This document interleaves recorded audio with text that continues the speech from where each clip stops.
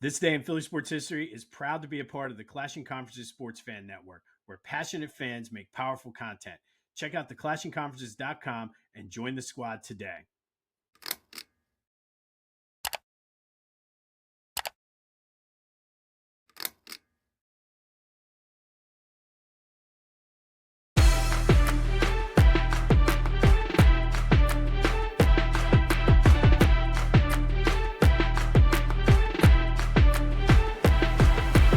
What's up, everyone? Welcome to this day in Philly sports history for November 28th, 2025. I'm your host, Jim Montgomery.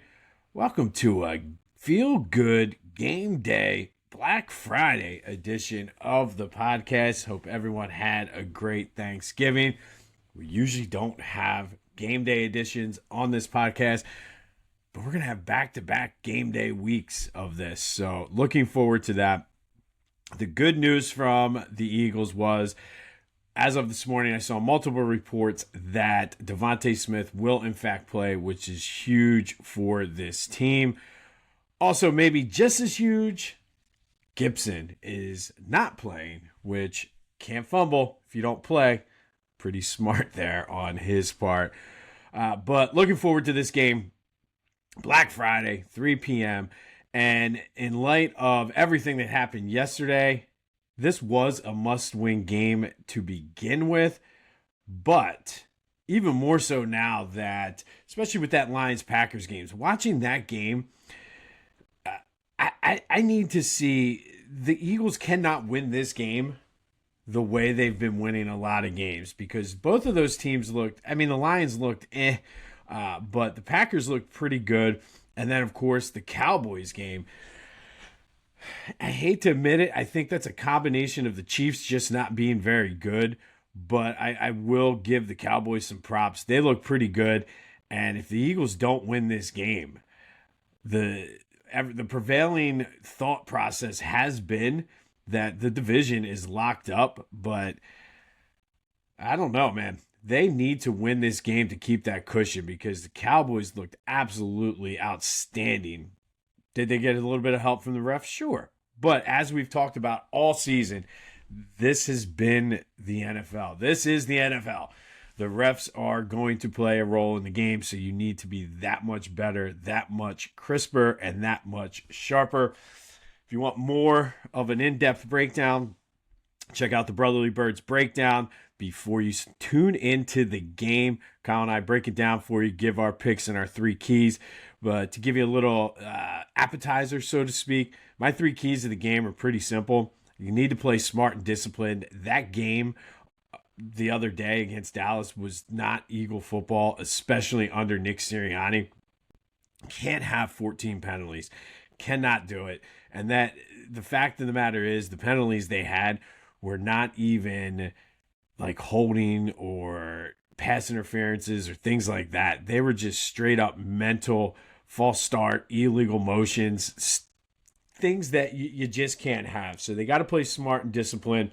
They need to finish drives. I understand that all season they've been 3 and out. They lead the league in 3 and outs, but you got to finish drives. And in order to do that, the Bears can be got in the middle. So use Dallas Goedert. You hear that, Jalen? Use Dallas Goedert. You hear that, Kevin Petula? Use Dallas Goedert. Nick, if you have any say in this, do you hear that? Use Dallas Goedert. And then the third, on defense, they need to pressure Caleb Williams into making mistakes. He's played pretty well, but he's played well against some of the worst defenses in the league. I don't know if they faced a defense as good as this Eagles defense. So pressure him and force him into making mistakes. He's done a fairly decent job of taking care of the ball. So I don't know, maybe force an interception, do some exotic blitzes, but just force him to make poor decisions and poor throws. I'm personally still not convinced on him, and I know a lot of people are saying that he's finally coming through. I was not convinced on him when he came out of USC. So we'll see, but I think he can make mistakes. And, of course, I got the Eagles winning. There's no way they're going to come out. They should be, anyway, fairly embarrassed about that game. So I got them winning 27-14. But like I said, if you want a more in-depth look at this game and what is wrong with the Eagles offense, check out the Brotherly Birds breakdown with Kyle and I. That is available wherever you get your podcasts as well as on YouTube. But it's game day. Go Birds. My son's coming down. Looking forward to that. So it should be a good time down in South Philly. All right, Flyers are in action tonight up in Long Island. And then tomorrow they're up in New Jersey. Looking to continue that momentum they had. Wait a minute. I think the Flyers actually, now that I think about it, I think I'm telling you the wrong thing. But either way, they are looking to carry that momentum they had down in Florida. That is a huge, huge win. So for a young team going on the road here, I think they need to get it together. Yeah, they're in. Yeah, okay, I was right. They're in Long Island tonight, New Jersey tomorrow. I had it right. Sixers are in action up on Sunday down at the X versus the Hawks. Who knows what you're going to get with them? Are they going to be healthy? Will we see Joe? And they are also up in Brooklyn tonight. So looking forward to a good weekend, starting with the Eagles today, rolling into our winter teams. And then my Temple Owls look to become bowl eligible in the last game of the season against North Texas, down in North Texas on Saturday. Going to be a tough one, not going to lie. I would love to see them in KC Killer's first season become bowl eligible, but we will see how that plays out. But the Villanova Wildcats have a playoff game down on the main line against Harvard tomorrow. So pretty much an exciting weekend, I should say, in Philly sports. Starting today, though, with the Eagles. I just cannot see. They're wearing all black uniforms. They tend to play well with those black uniforms. So we will see what happens. But big weekend on tap for Philly sports. And then the answer to yesterday's trivia question, we talked about and spotlighted Steve Van Buren for Throwback Thursday. He's number 4 on the Eagles all-time rushing list. I asked you who are the top 3. That would be LaShawn McCoy, cousin Wilbert Montgomery, and Brian Westbrook. Be sure to follow me on social media at Philly Jimbo on all platforms. Subscribe to the YouTube channel, Jimbo_Mott. Continue to spread the word as we grow this. As we grow this thing. Lots of good things on the horizon. And then, of course, lots of action on the Gift and Food Drive, 3rd annual Gift and Food Drive, benefiting the Maddie and Dixon Community Cupboard in Ambler. It's Black Friday. You're going to go out and spend some money today anyway. Why not donate a little bit? All the information you need is on my social media. It's included in the links in the description here. If you have any questions, feel free to reach out. And truthfully, you're probably going to $5 is all you need to donate. $20, whatever. You're probably going to spend that on a silly parlay that you're not going to win. At least turn that money into something positive. But the 3rd annual Gift and Food Drive is well underway, and we will begin the reverse advent calendar on Monday. I got the list from the community cupboard, so looking forward to kicking it off. Kids love it. It's a lot of fun, so get ready for that. Turn heads and bring the hype with a custom hype chain from Lotwin. Perfect for youth sports, fantasy football, or just flexing your pride. Go to Lotwin.com, use the promo code TCCPOD for 10% off your order. That's Lotwin.com, promo code TCCPOD for 10% off. Get your custom hype chain and get hype with Lotwin. All right, November 28th, and we got more Thanksgiving Day games. First, we're going to go back to 1940. Eagles win their first game of the season, beating the Steelers, who came into the game 2-6-2, 7-0 at Shibe Park. Dick Riffles scored a 17-yard rushing touchdown in the fourth quarter. The Eagles defense forced 6 turnovers. Not a very entertaining game down at Shibe Park, though. 250 yards total offense for both teams. The 4,200 people in attendance for that.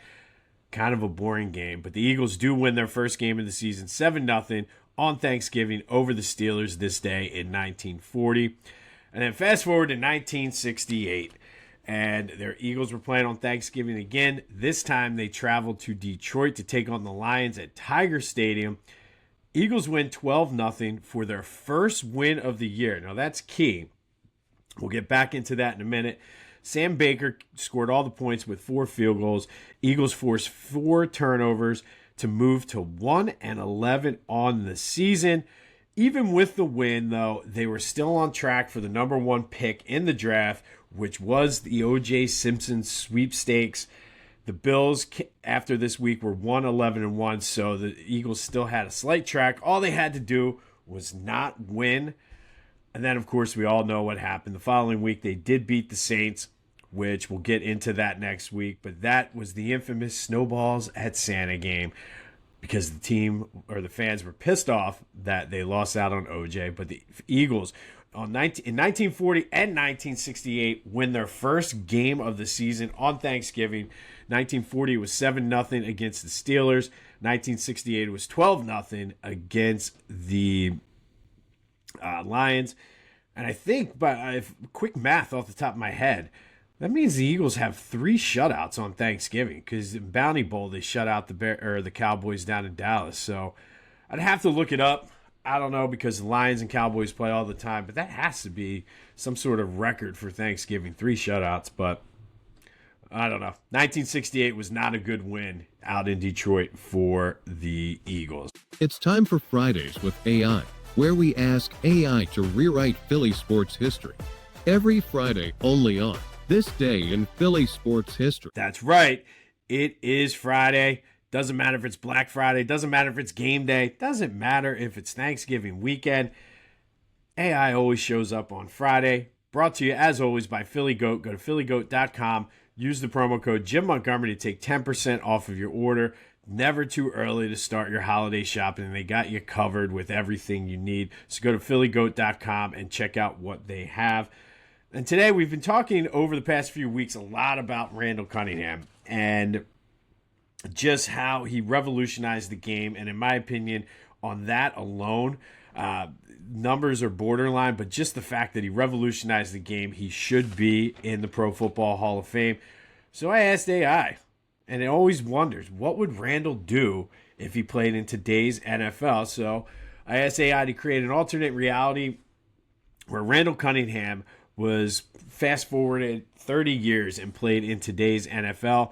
And AI said he would fit in perfectly. He's the prototype for a lot of today's NFL quarterbacks.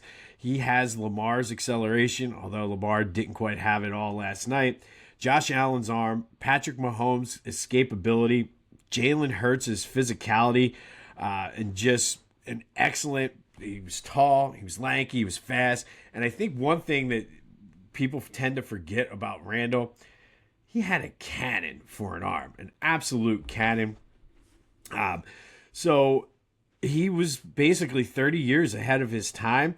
And if he was in today's NFL, easily would throw for 4,500 to 5,000 yards every season, 35 to 40 passing touchdowns, added another 8 to 10 minimally rushing touchdowns, and he would flirt with 1,000 yards rushing each season. Obviously a perennial MVP. In the time he played, he was just, a lot of that was health, but he was just underneath the serious, minus 1990, the serious MVP candidate. And truthfully, with the way coaching is today and the analytics and the video and the film study, he truly would turn into the ultimate weapon. And one of the knocks, I guess, against Randall, not really anything of his own doing, was he didn't really have a ton of coaching until Rich Kotite came in. And by that point, they fought all the time because Randall was used to not having that coaching under Buddy Ryan. And then, of course, when he went to Minnesota, he excelled. But he would be a surefire Hall of Famer in today's NFL. He still is the prototype for what you see today. Any game you watch, the quarterback is going to have some level of Randall Cunningham-ness in him. And truthfully, people talk about all the time, like Josh Allen and Lamar Jackson and even Jalen Hurts to a certain point. How would you scheme against a guy like Randall Cunningham who, okay, you're going to keep a spy on him. He's going to pick you apart. Okay, you're not going to spy on him. He's going to torch your defense. And even if you do have a spy, They had spies on him back then, and he would still torch them. And don't forget, he had a cannon, could throw the ball 65 yards in the air on the dot. So Randall Cunningham would totally dominate, in my opinion, today's NFL. But what are your thoughts on that? 267-495-8531. That is the Back to the Future voice and text line. Get that. Anything else Phillies sports related off your chest, get your Eagles prediction in. It's all fair game here on a feel-good game day Friday. But that is Fridays with AI, brought to you by Philly Goat. Go to phillygoat.com. Use that promo code Jim Montgomery to take 10% off of your order. All right. On this day in 1968, Eagles win their first game, beating the Lions 12-0 out in Detroit, kind of putting their first pick status in jeopardy in the O.J. Simpson sweepstakes. And then 28 years earlier, Eagles also win their first game down at Shibe Park, beating the Steelers 7-0 again on Thanksgiving. Got a big weekend, like I said. Got lots of Sixers and Flyers games going on. Of course, the big matchup down in South Philly. This is a must-win game. And if you're calling into the Back to the Future voice and text line with your predictions, let me know. Is this a must-win game? I think just from a mindset standpoint, you can't lose two in a row. But even more so after what I saw in the early two games yesterday, the Eagles need this to keep pace with everybody else. And they need to do it, and they need to do it well. But like I said, I can't see them losing this game. Crowd is going to be fired up. Looking forward to it. It's going to be cold, but looking forward to it. But this is a must-win game. Sometimes there's these can't-lose games. No, this is a must-win. They must win. I don't want to say style points, but they have to look good doing it. But let me know your thoughts on that. We'll be back to normal length, normal episodes on Monday as we kick off the reverse advent calendar. Donate this weekend. Spread the word. Pass the flyer. Pass the QR code around at work. If you're doing Thanksgiving or a Friendsgiving or something later this weekend, just ask everybody to donate $5. Again, you're going to spend at least $5 on a parlay that you're not going to win. So at least this way, 5 of your hard-earned dollars are going for something good. All right, this has been This Day in Philly Sports History for November 28th, 2025. My name's Jim Montgomery. Go have yourselves a feel-good Friday, a Black Friday, a game day Friday. And until next time, go Birds.